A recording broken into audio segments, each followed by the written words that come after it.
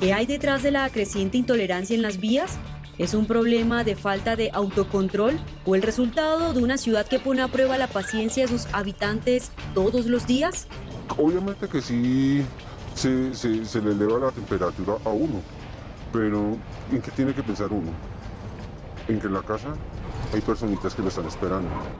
El siglo pasado, el billar llegó a nuestro país y también la modalidad tres bandas. Poco a poco se fue desmarcando de un ambiente, digámosle, bohemio, a una disciplina deportiva. Hay un hombre que le ha dado 7 títulos panamericanos a nuestro país y un subcampeonato mundial. Acompáñennos a conocer la historia extraordinaria de Pedro González. En una Bogotá que produce miles de toneladas de residuos cada día, hay una pregunta que incomoda a quienes intentan hacer las cosas bien. ¿Usted separa los residuos en casa, compra bolsas de diferentes colores y sigue las recomendaciones ambientales? Sin embargo, para muchos ciudadanos sigue siendo la sensación de que el esfuerzo termina perdiéndose en el mismo destino.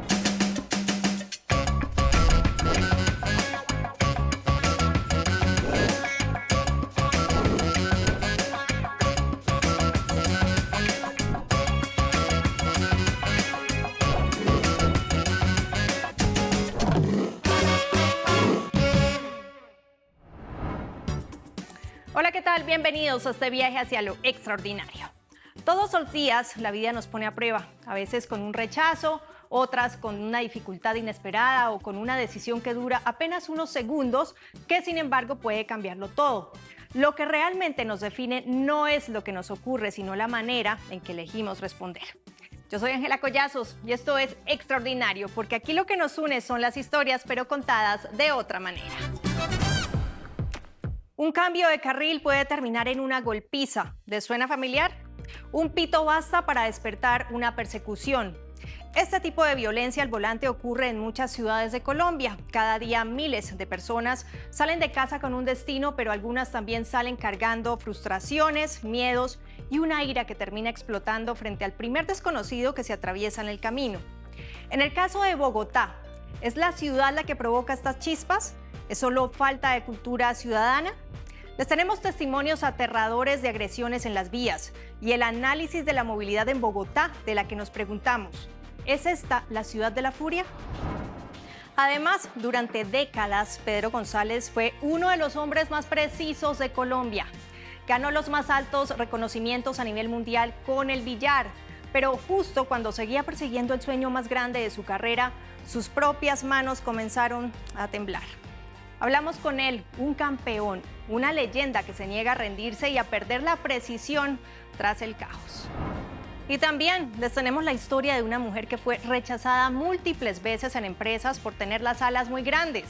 Así que por su propia iniciativa, mientras toneladas de basura llegan cada minuto al relleno sanitario Doña Juana, Jessica Rivas toma todo lo que desecha la ciudad, incluyendo las oportunidades para hacer reciclar 90 toneladas de basura mensuales ella sola.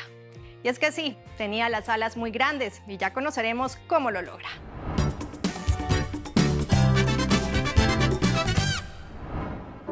Empezamos. ¿Las ciudades también tienen estado de ánimo? ¿Qué opinan ustedes? Hay que reconocer que Bogotá parece vivir permanentemente al borde del colapso. Las distancias son largas, los trancones interminables, el ruido nunca desaparece y el reloj siempre parece ir más rápido que nosotros. Poco a poco, sin darnos cuenta, aprendimos a vivir acelerados, impacientes y agotados. Hasta que un día basta un roce de una moto en el espejo, un cruce mal calculado o un pito para que aparezca una versión de nosotros que ni siquiera sabíamos que existía. Hoy nos preguntamos si la violencia inicia realmente en las vías o si empieza mucho antes. ¿Recuerdan este caso? Se la mandó. ¿O este otro? Cuidado. Cuidado,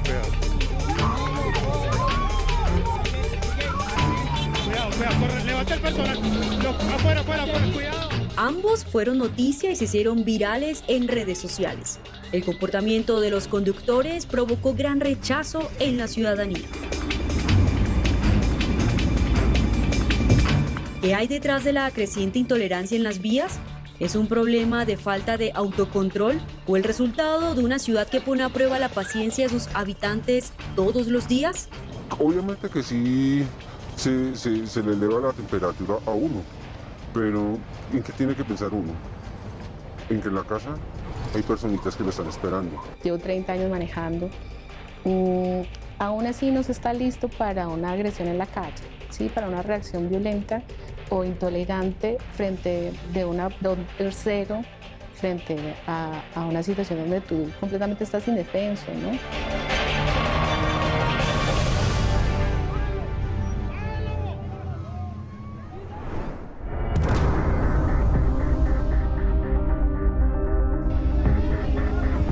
En Bogotá, conductores se enfrentan a golpes en las vías a plena luz del día. Otros usan sus propios vehículos para intimidarse y cerrarse el paso sin importar si el resultado de la persecución mutua es estrellarse.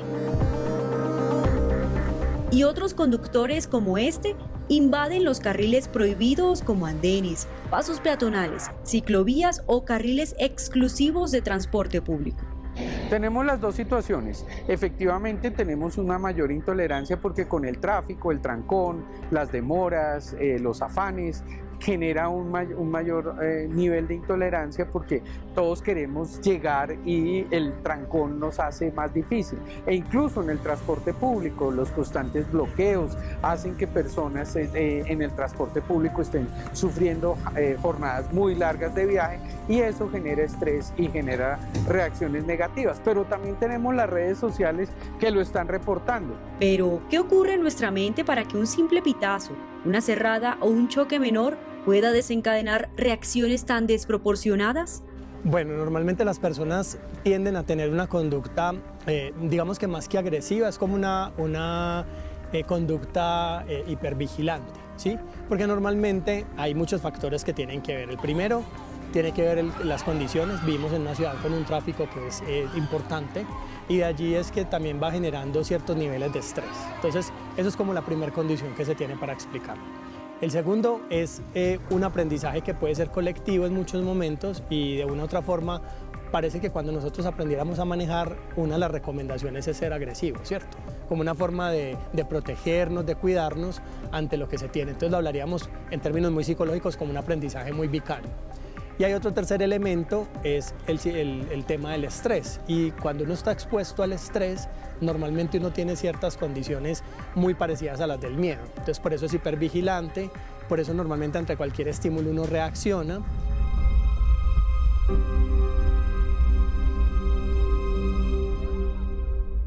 Conocimos el caso de Rodrigo, a quien llamaremos así para proteger su identidad. Trancones. ¿Sí? A cualquier hora del día. Trabaja como conductor de un vehículo particular. Hace un año, una discusión en la vía terminó con una brutal agresión de un motociclista que lo llevó al quirófano. Bueno, yo iba con 4 personas en mi carro. Íbamos en la carrera 68 con la avenida 26 a hacer la oreja para coger de la 26 al sentido oriental. De un momento a otro un taxi empezó a cerrarnos. Hubo un momento en el cual lo pudimos adelantar y bajamos a mirar y qué era lo que el señor quería. Al ver que como que se sintió muy inseguro, digamos, no como que nos hubiéramos bajado armados ni nada de esa cuestión, sino que ya vio otras cosas. El señor arrancó. De un momento a otro apareció un señor en una moto diciendo que lo habíamos cerrado, que casi lo hacíamos caer. La ventaja es que el móvil que yo tengo tiene cámaras de seguridad. Las cámaras no registraron ninguna imprudencia. Sin embargo, la reacción fue una agresión. Bajo todo alebrestado y todo eso me agredió. Tuve fractura en el tabique. Eso fue cirugía y toda la cuestión. El señor, antes de agredirme, pues obviamente intentó coger el móvil en el que yo me muevo, a golpes, a romperme los vidrios, a romper los espejos. Ya las otras personas con las que iba pues también reaccionaron, no violentamente, pues no se puede. Y ya cuando el señor de la moto se sintió perdido, arrancó. Pero a mí sí me dejó perjudicado, porque imagínense, me fue de cirugía, duré un mes incapacitado, un mes, 2 meses incapacitados. Entonces, eso está en proceso. ¿Por qué? Por la intolerancia. ¿Y usted en ese momento cómo se sintió usted? ¿Qué sensaciones sintió en su cuerpo? Yo sentí 2 sensaciones en ese momento. Una de rabia y se me calentó la sangre. Pero también a su vez pensé en las personas con las que yo vivo. Es que yo tengo personas por las cuales responder. Yo no tengo animales en mi casa. Como pueda que muchos actores viales es lo que tienen. Sin faltarles el respeto a las personas que viven con esos actores viales. Pero parece que no lo tienen, sino animalitos. Y aunque ninguna agresión se justifica, sí existen factores que aumentan la tensión en las calles. Trancones interminables, vías deterioradas y obras simultáneas hacen parte de un escenario que, según expertos, pone a prueba la paciencia de los ciudadanos. Entonces, cuando normalmente estamos viendo que las personas están reaccionando así, es porque hay unas condiciones que vienen. Además, si vienen, por ejemplo, no sé, voy a poner una profesión como los taxistas. Los taxistas pasan todo el tiempo en el carro y aparte de eso vienen las condiciones de estar sentado, de estar normalmente en altas,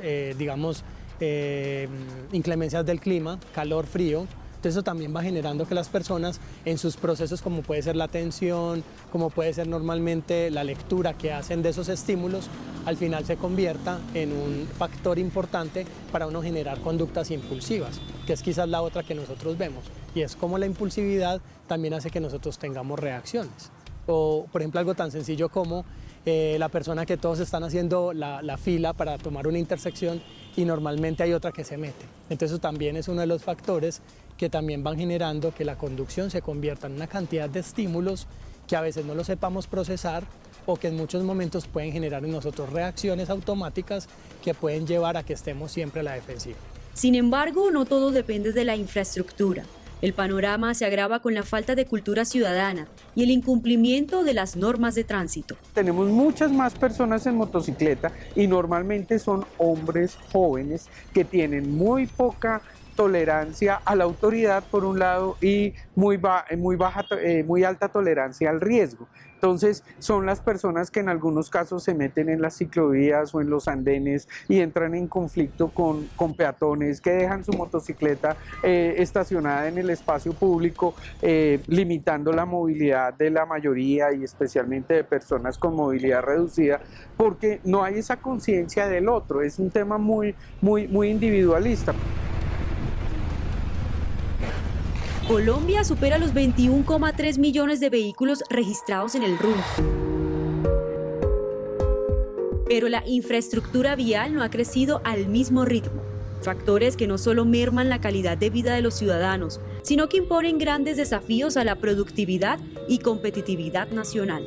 Bueno, Bogotá se está desatrasando. La verdad, la gran inversión que se está realizando en la ciudad no la habíamos visto en ningún momento de la historia de la ciudad, porque realmente necesitamos ese metro, más expansión del sistema de buses, mayor gestión con los trenes regionales que le van a dar mejor comunicación a Bogotá con la sabana y ampliación de los accesos a la ciudad que hace mucho tiempo no tienen intervención, la autopista norte, la calle 3.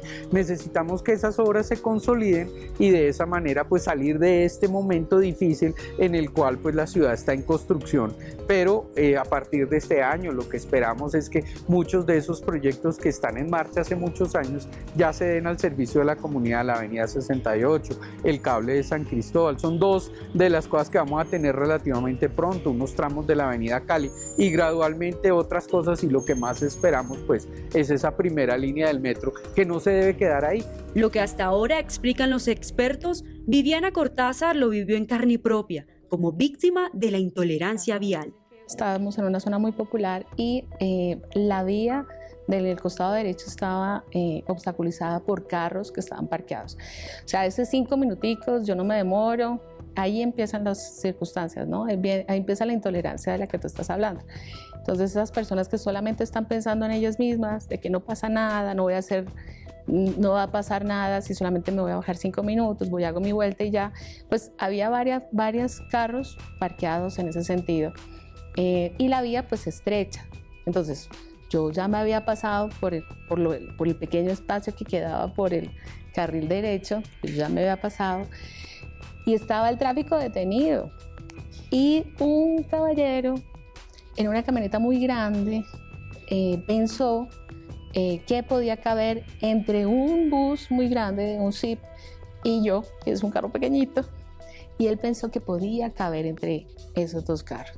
Lanza el carro a alta velocidad y con mi espejo, yo estaba quieta, con mi espejo, él raya su puerta y casi las dos puertas.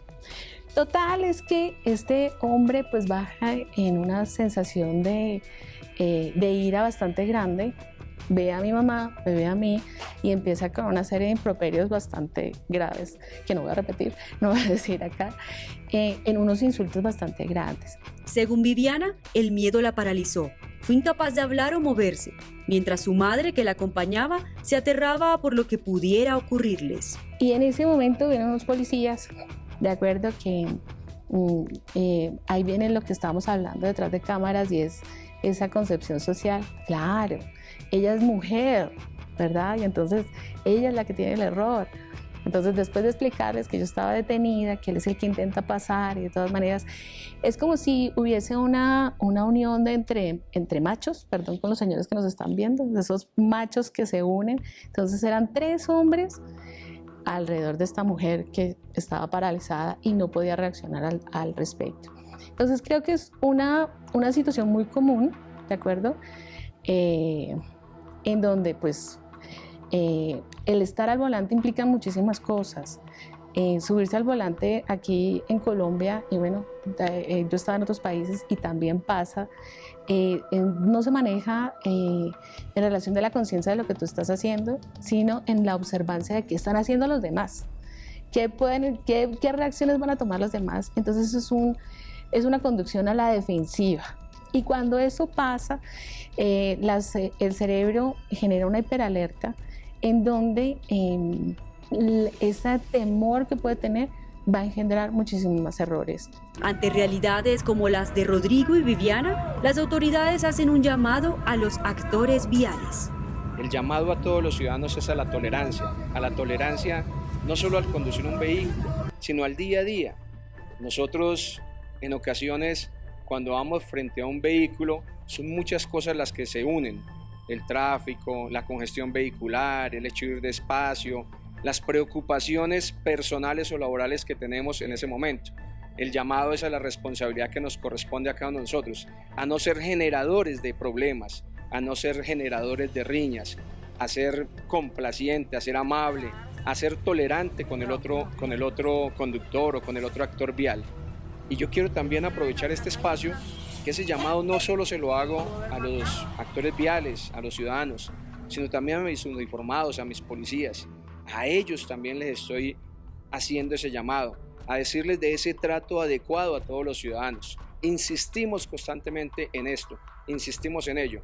Por ello, no queremos decirle al ciudadano solo, venga, haga esto, sino también lo hacemos desde nuestras entrañas, desde nuestros propios uniformados, quienes también debemos transmitir esto de la tolerancia a todos los actores viales.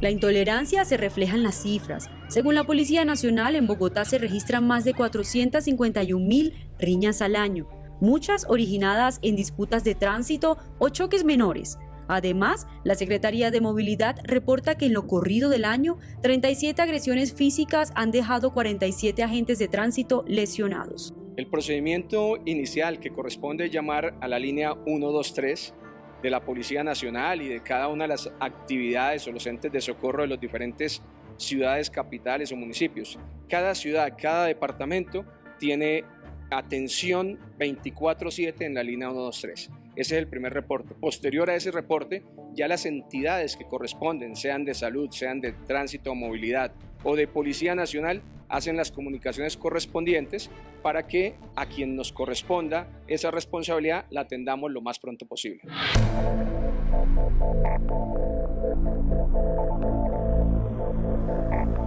En un recorrido por la avenida Boyacá, la avenida 68, la calle 80 y la autopista norte, encontramos múltiples conductas que ponen en riesgo la seguridad vial. Motociclistas invadiendo andenes y adelantando en espacios reducidos. Conductores que no respetan la distancia de seguridad entre vehículos. Otros que fuerzan el paso sin usar direccionales. Y patinetas y bicicletas eléctricas circulando por carriles destinados a vehículos de mayor velocidad. Después de este recorrido queda una sola conclusión, y es que todos en algún momento hacemos parte del problema. La diferencia va a ser en cómo reaccionamos cuando todo se sale de control.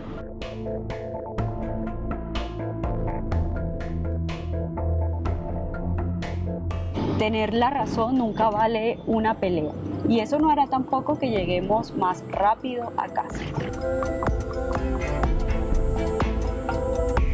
Pues yo lo que sí siempre les digo, digamos con los otros actores viales, que digamos hemos cruzado ciertas palabras donde no hay nada que afecte el recorrido a su puesto, a su punto de trabajo, a donde usted se dirija, no lo afecta, va a llegar antes con 10, 20, 15, 20 minutos de ventaja y a usted tranquilo.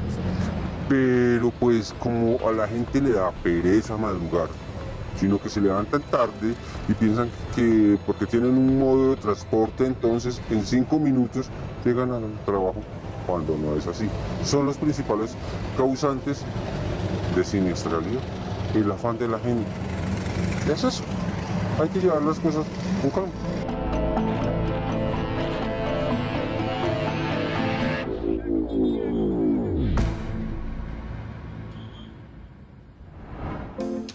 Gracias por continuar en este viaje hacia lo extraordinario. En el billar, 1 milímetro puede cambiarlo todo. Una mano firme separa la gloria del fracaso. Por eso lo que está enfrentando Pedro González, ganador de cantidades de títulos mundiales con el billar, no es solamente una enfermedad neurológica, es una batalla contra aquello que hizo grande su nombre. El siglo pasado, el billar llegó a nuestro país y también la modalidad 3 bandas. Poco a poco se fue desmarcando de un ambiente, digámosle, bohemio, a una disciplina deportiva. Hay un hombre que le ha dado 7 títulos panamericanos a nuestro país y un subcampeonato mundial. Acompáñennos a conocer la historia extraordinaria de Pedro González. En un deporte que se mide en milímetros y un solo error puede definir un mundial, hay una historia que parece imposible. Pedro González no es únicamente uno de los mejores billaristas del mundo, ha sido subcampeón del planeta y 7 veces campeón panamericano. Es la prueba de que incluso cuando la mano tiembla por una enfermedad, el carácter puede mantener la precisión en el caos. Comencé a los 13 años, ya que mi papá y mi mamá en esa época infundían el billar y trabajaban en clubes de billares como este. Pero también había otro plus que mi señor padre, que en paz descanse, ya no está conmigo, era miembro de la Federación Colombiana de Billar y en esa época era el director deportivo de la Federación Colombiana de Billar. Entonces, viene del núcleo familiar. En esa época, pues la verdad era más complejo el tema de la entrada a los menores de edad a las salas de billar, porque en esa época eran como cafetines o cafés, por decirlo así.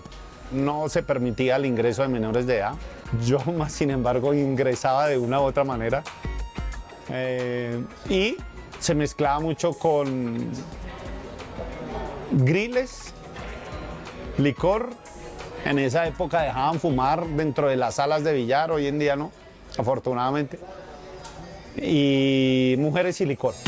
Lleva 40 de sus 50 años jugando. Ha sido testigo de la transición del billar, deporte que en la década de los 90 dejaba de ser visto como un oficio de esquina en el que se aprendía observando, repitiendo y sobreviviendo en mesa para convertirse en una disciplina de alto rendimiento. Cuando vino por primera vez la Copa Mundo aquí a Colombia en el Gonzalo Jiménez de Quesada en el 99, Colombia se tecnificó en su nivel. Colombia se tecnificó también en la cultura de cómo ver la disciplina del billar, pero no fue fácil esa transición. A pesar de que se comenzó a tecnificar, todavía la sociedad veía con los ojos de la parte antigua, de grill, cafetín, billares para fumar, etc. Entonces había como esa doble identidad en el juego. Cuando comencé fui hábil, pero no me gustaba tanto porque fue mi padre el que me lo inculcó y tenía las habilidades. Pero cuando ya comencé a clasificar a los nacionales, que fue a la edad de 15 años, fue el primer menor de edad que clasificó a un nacional de mayores, ya que en esa época no existía como existe hoy en día juveniles, prejuveniles, sub-20 a nivel nacional, panamericano y mundial. No existía eso en mi época.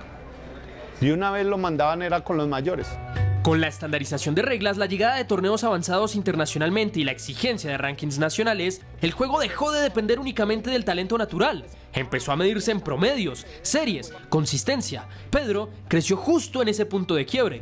Entonces me tocó con los campeones panamericanos, campeones nacionales, campeones distritales, campeones ya adultos, ya con experiencia, ya maestros, por decirlo así, en la disciplina. Y eso permitió que en un lapso de tiempo recibiera mucha derrota, mucho palo.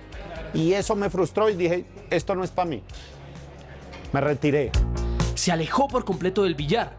No entrenaba, no competía, no tocaba un taco. Durante ese tiempo, la vida transcurrió lejos de las mesas, entre estudio, trabajo y la sensación de haber dejado algo inconcluso. A veces, alejarse no es renunciar, es tomar distancia sin saber que el regreso ya está escrito. Y uno de mis compañeros del trabajo me dijo, hay un evento ahí, yo fui a jugar, ¿usted por qué no se mete? Dije, no, ¿yo qué me voy a meter? Yo hace cuánto no practico, no, yo no me meto, no.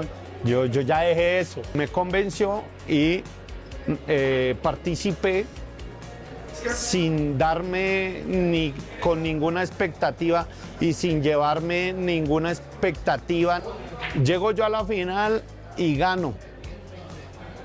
Mi papá supo, yo ya vivía solo, mi papá supo. Mi papá era uno de los que pues estaba pendiente del tema del billar, organizaba eventos, en esa época administraba un billar acá en Chapinero y se enteró y por cosas de la vida volví por eso. A partir de ese regreso inesperado, el juego dejó de ser improvisación y empezó a convertirse en oficio. Comenzó a construir un estilo más sólido, consistente, competitivo. Ya no se trataba solo de jugar bien, sino de sostener el nivel. 2006, torneo nacional. ¿Cómo le va en ese torneo? Pues gano, primera vez que quedo campeón nacional en la ciudad de Barranquilla. Feliz, contento. Era uno de mis sueños lograr ser campeón nacional, lo logro y clasifico al campeonato panamericano y vuelve otra vez la frustración. ¿Por qué? Porque en esa época pedían visa para México y nos negaron la visa al presidente de la Federación de Billar y al negársela a él entró al consulado. Entró con la documentación, expuso, nosotros nos quedamos afuera. Cuando él salió fue que nos dijo, no me dieron la visa, no podemos viajar. No hay visa para ninguno. Nosotros ni siquiera supimos por qué. No hubo indemnización de nada, no hubo nada. Frustrante. Convertirse en campeón nacional debería ser el inicio de una carrera internacional. Pero para Pedro fue una repetición de oportunidades truncadas. Entre trámites, decisiones administrativas y limitaciones económicas, Colombia no siempre pudo respaldar a sus campeones. Mientras su nombre crecía en el ranking nacional con 3 títulos, su ausencia se mantenía en los escenarios internacionales. Ganaba en casa, pero el mundo no sabía quién era.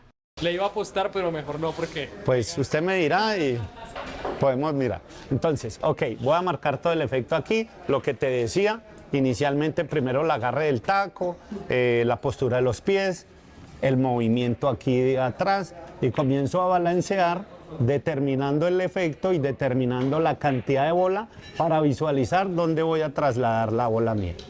1, 2, 3 y acompaño. Es correcto. Pues obviamente esto se ve fácil, pero requiere en las etapas de iniciación ya el jugador es lo que comienza a fundamentar la técnica, el saber golpear la bola, el saber tener la movilidad y la coordinación del taco. La insistencia también construye destino. En 2018, en Cota, alcanzó su 4º título nacional en un contexto mucho más competitivo. El nivel del país había crecido y él seguía ahí, vigente. Esta vez no solo ganó, se posicionó como el número 1 del ranking, asegurando por fin lo que durante años le había sido negado: competir fuera del país. Ahí sí, ya no pedían visa en México, fue en México esa vez, en Ciudad de México, y bueno, pude trasladarme, me acompañó mi entrenador, las expectativas eran ir al campeonato panamericano, pero pues la verdad no pensábamos que fuéramos a ganar y ganamos. Primera vez Pedro González campeón panamericano. Ganó en México su primer campeonato panamericano, repitió al año siguiente. Luego llegó la pandemia y con ella un escenario inusual: torneos virtuales. Cada jugador desde su casa compitiendo a la distancia. Pedro también ganó ahí, pero en medio de ese contexto apareció un rival inesperado. Un temblor en las manos comenzó a alterar su precisión. Lo que parecía pasajero terminó siendo un diagnóstico. Cuando te sientes en amenaza, hay alguna glándula o alguna parte del cerebro que hace que se estimule esa glándula de estrés y de ansiedad y de cortisol que altera el mecanismo del cuerpo, y a mí se me reflejaba en las manos. Preciso. No puedo ser en el pie. No puedo ser en el pie, no puedo ser en la cabeza. No. El temblor me descuadró las fichas del rompecabezas psíquico, emocional y físico. Hasta la seguridad para jugar. Todo. Por eso te digo, fue integral. La lesión fue integral, fue de todo. Física, neurológica y obviamente emocional. Me generó ansiedad, depresión. Su trastorno cambió todo. En el billar el cuerpo es una extensión del pensamiento. Cuando esa conexión se rompe, hay pocas salidas. El problema no era solo físico, era técnico y mental. Por si fuera poco, aún con eso volvió a quedar campeón en el Panamericano. Pero además, ahora tenía un nuevo reto: el Mundial por parejas. Esto era así, y se me movía para un lado y para el otro, y esto así, y esto era desde acá, todo eso, la mano, imposible. Tanto así que me tocó comenzar en la competencia del Campeonato Mundial por equipo en el 2022 a coger el taco como nunca lo había cogido. Así. Y se me movía, pero... Lo llevó a cambiar su estilo de juego. A cambiar mi técnica, la técnica, más que todo, la técnica. Tuvo que enfrentar no solo a los mejores del mundo, sino a su propio cuerpo. En un deporte de memoria muscular, tuvo que volver a aprender. Llegan a Alemania y compiten. Y competimos. ¿Qué pasa en Alemania? Pues la primera ronda de grupos nos toca con Holanda. A mí me toca con el número 1 del mundo. Y a mi compañero le toca con el compañero del número 1 del mundo, que también si bien es cierto no estaba en el top 10 en el ranking mundial, pero pues era un jugador de alto nivel. De entrada usted iba a afrontar este nuevo reto y le toca al primero de todo el mundo. No, imagínate. Yo no sé, yo creo que a mí los años de estudio y estructura y de práctica fueron los que me hicieron sacar esto adelante. De resto no hubiera sido posible. A solamente inspiración del momento e intuición del juego, esto no hubiera sido posible. ¿Por qué? ¿Ganan? Gano. Y logramos ganarle a Corea y nos vamos para la semifinal. Nos toca con el anfitrión, con Alemania. Jugando de locales. No, y esos alemanes allá, el europeo también es muy regionalista. Sí. Demasiado, bastante. La raza tira. Si ya de por sí son muy fríos. No. Imagínense con ese regionalismo. Pero para hacer barras son muy buenos. Y nos toca con Alemania y yo así.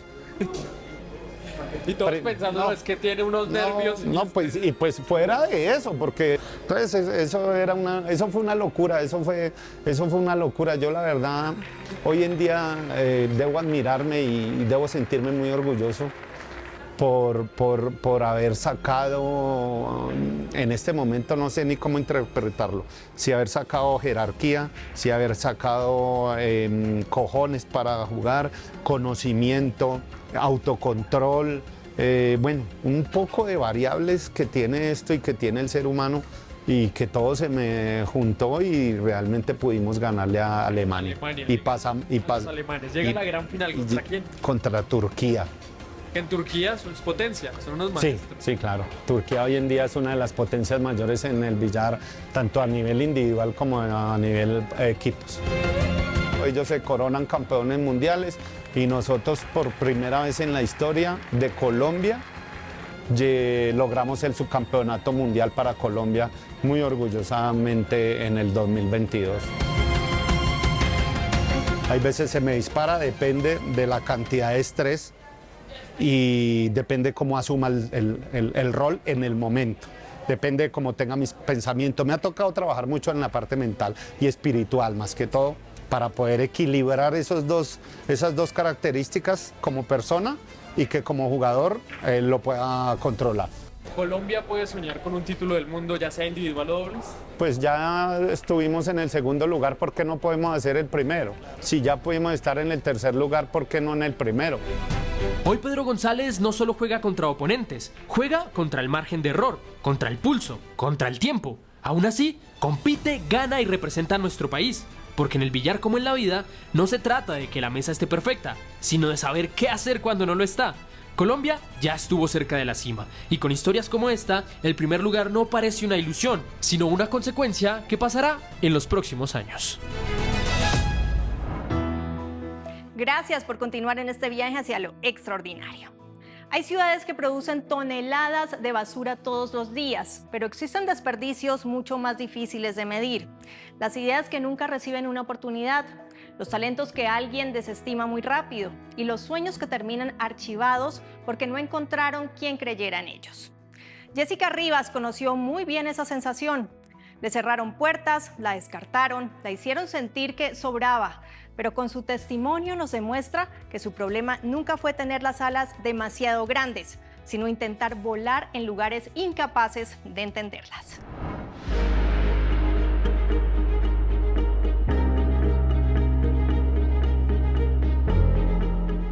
Desafortunadamente es correcto, así ustedes pongan los residuos en una bolsa verde, blanca, negra. Si el camión recolector le gana el reciclado, se lleva la blanca y va directico para Doña Juana. Si recoge la verde, también va para Doña Juana. En una Bogotá que produce miles de toneladas de residuos cada día, hay una pregunta que incomoda a quienes intentan hacer las cosas bien. Usted separa los residuos en casa, compra bolsas de diferentes colores y sigue las recomendaciones ambientales. Sin embargo, para muchos ciudadanos sigue siendo la sensación de que el esfuerzo termina perdiéndose en el mismo destino. Mientras la mayoría ve un problema imposible de resolver, una mujer decidió preguntarse qué ocurriría si esa montaña de residuos orgánicos pudiera convertirse en algo útil.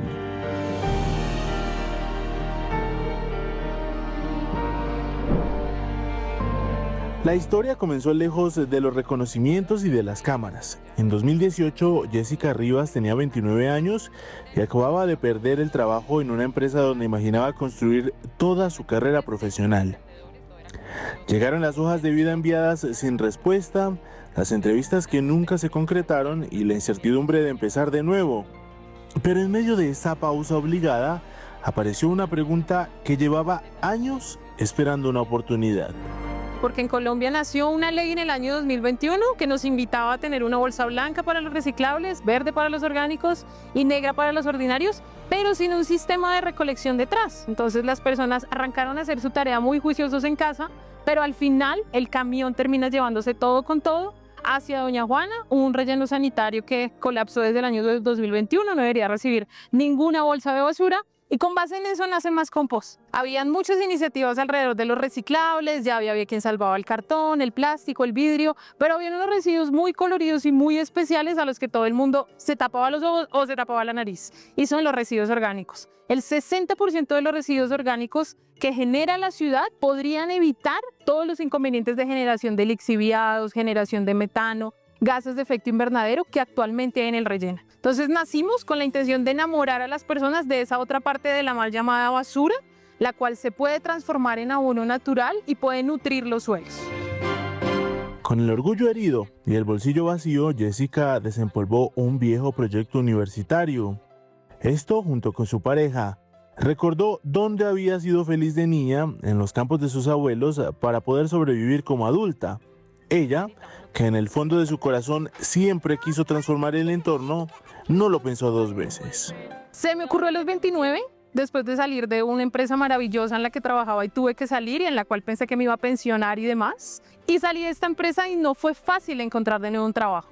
Entonces desempolvamos un proyecto que teníamos en la universidad con, en ese momento, mi novio y mi esposo y socio, en el cual buscábamos poder aprovechar los residuos y conectar con el campo. Siempre estaba muy conectada al campo, mis abuelos me dieron la posibilidad de pasar las vacaciones siempre con ellos y a uno siempre lo arrastra, en lo que uno fue feliz de niño, lo es de adulto. Entonces siempre me arrastraba el tema del campo. Y en ese momento, cuando tenía esos 29 años, fue desempolvar ese proyecto y decir, pues, vamos a hacerlo, no hay nada que perder. Mi esposo estaba sosteniendo el hogar, yo seguía buscando trabajo, pero dije, ya, me cansé del no me llames, yo te llamo, y arranqué con este proyecto. Sin embargo, el romanticismo de la idea chocó de frente con las dimensiones de la capital. El plan inicial de enseñar a la gente a procesar sus propios desechos dentro del apartamento fracasó. Fue ahí donde la necesidad obligó a salir a la calle a buscar basura. En un inicio lo hicimos buscando que las personas compostaran en su casa, pero una familia genera más de 15 kilos de residuos orgánicos a la semana y en un hogar como Bogotá, ya al mes tener 45 kilos de residuos, pues sencillamente no es viable.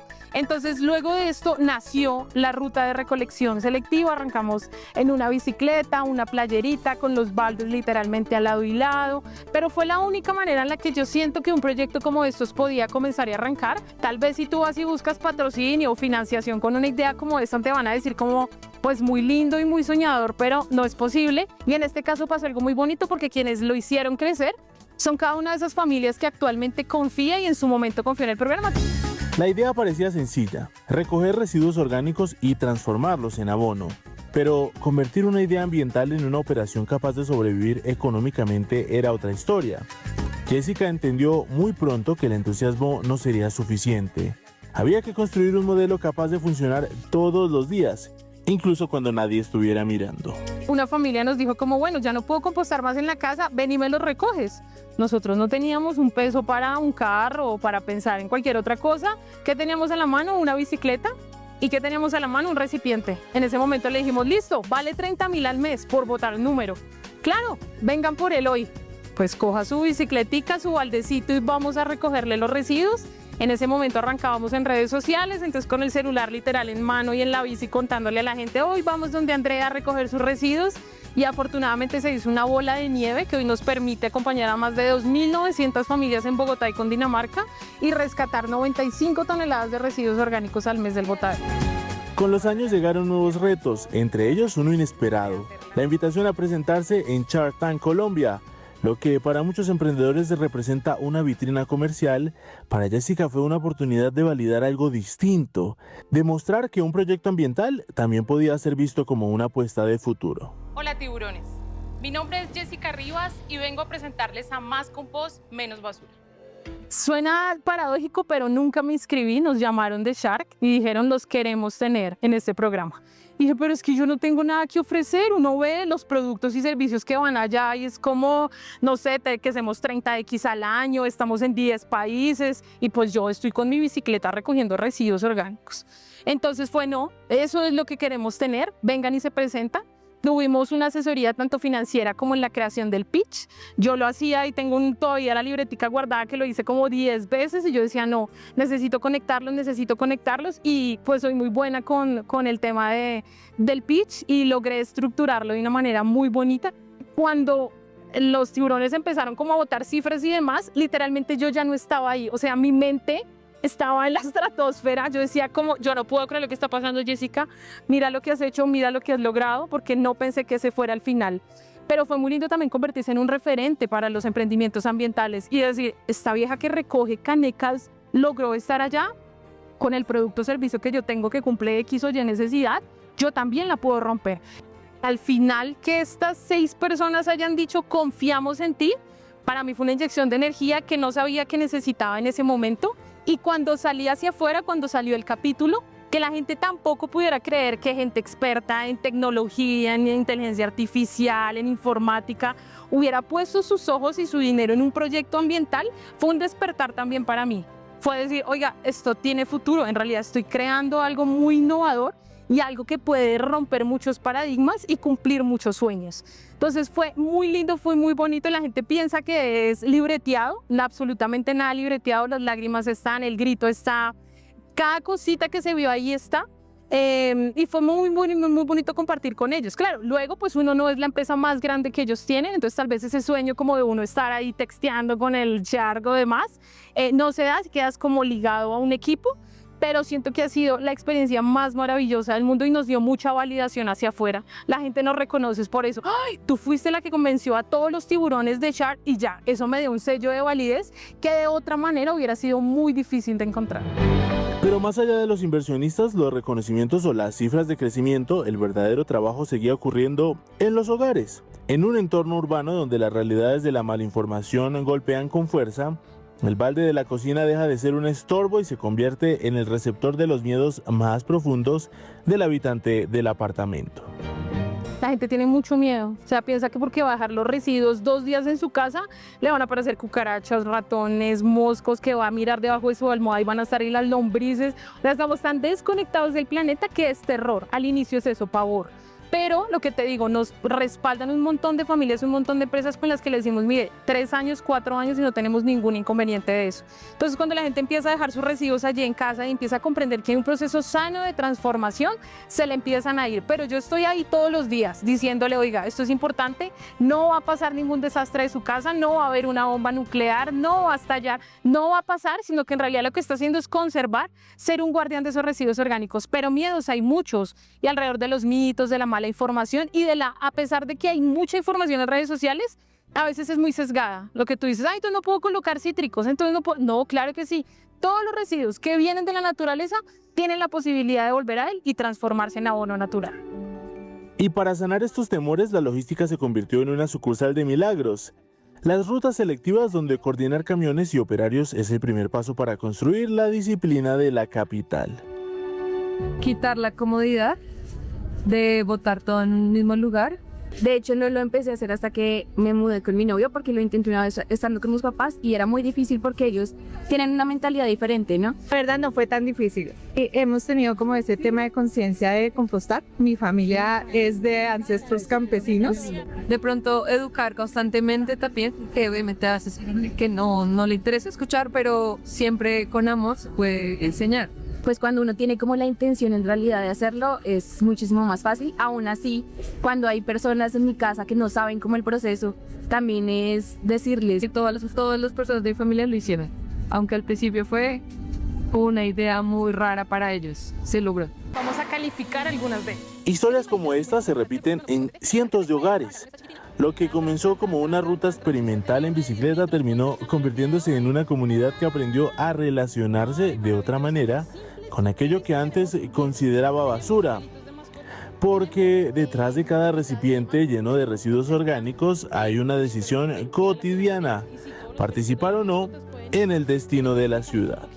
Sí, la parte gruesa de esto se hace gracias a nuestros compostman, que son los conductores que visitan las diferentes zonas de Bogotá. Actualmente está dividida en 5, visitamos de lunes a viernes. Entonces los lunes estamos muy al norte de Usaquén, Suba y vamos bajando hasta llegar el día viernes a La Candelaria y Kennedy, que es lo más al sur que llegamos actualmente. Y en la Sabana actualmente estamos en Cajicá, estamos en Chía y nos vamos a extender hacia Zipaquirá, Tabio, Tenjo, por un llamado urgente de la comunidad para decir, los necesitamos.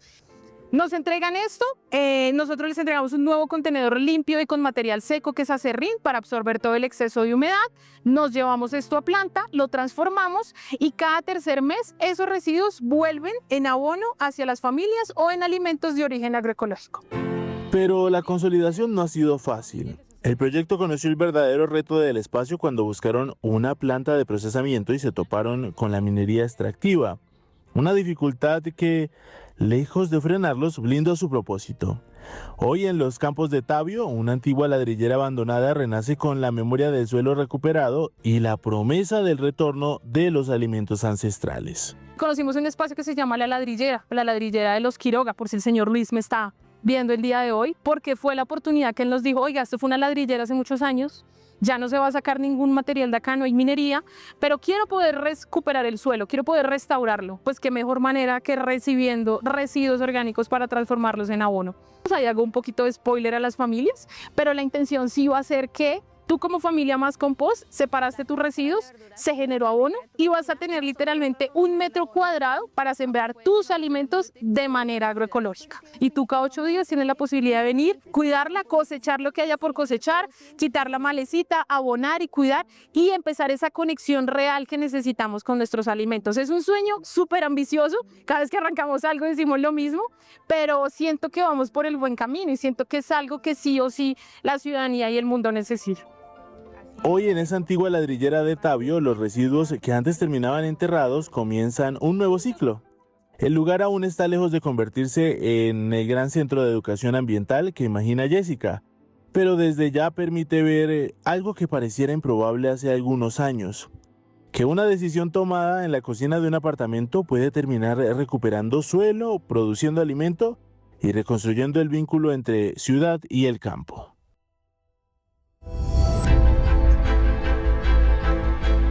Uy, no, me haces llorar. Uf, no le diría que no se rinda.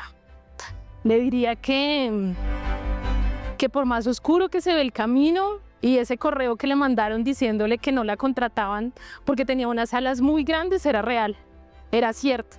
Que no debió haber dicho todas las cosas feas que dijo ese día porque no la contrataban y que había algo muy poderoso dentro de ella que solamente necesitaba una oportunidad.